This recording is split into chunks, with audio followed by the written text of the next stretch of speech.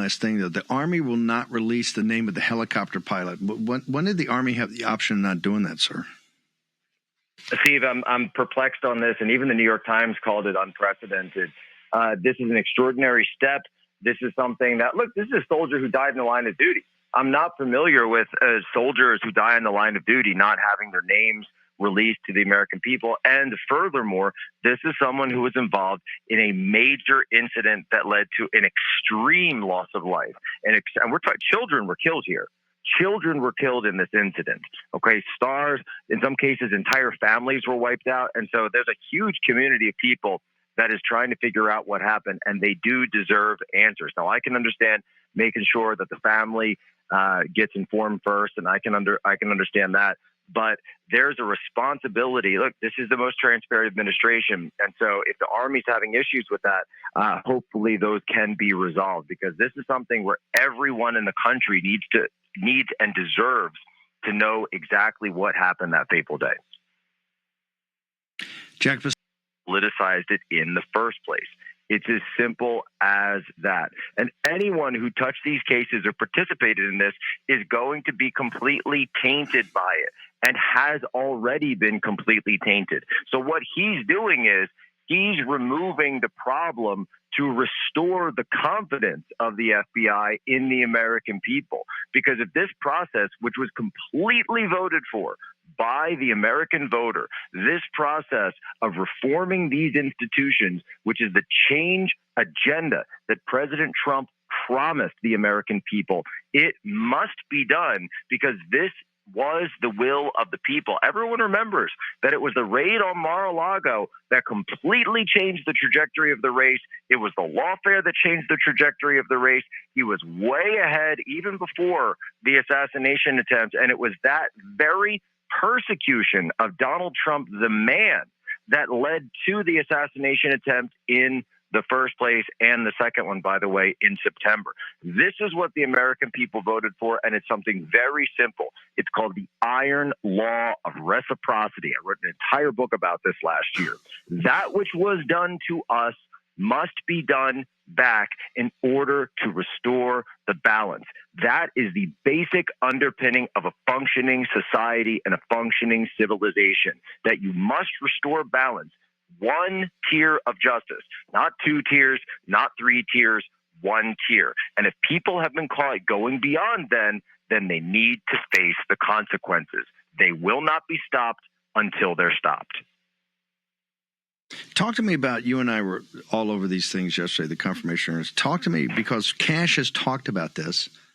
They lit him up yesterday. He's talked about it for 4 years. He's one of the leaders of this movement, particularly leader on this on the deep state side. The Government Gangsters, the film, you can go to warrenfilms.com right now and check it out, download it, and watch it, and you'll see Cash in action. Tell me about the boldness of Trump doing this afternoon. When Cash kind of got lit up yesterday, he fought back hard, but they were lighting him up. And they haven't voted. The committee itself hasn't voted. Forget going to the floor. I mean, Schumer and these guys right now got to be in full, absolute meltdown, Jack Posobiec. Well, Steve, that's exactly what's happening. Look, those guys, they take all of their marching orders from MSNBC and the brain trust that you see across there. So Ken Delanian, that was the first shot last night that we knew that something was going to be coming.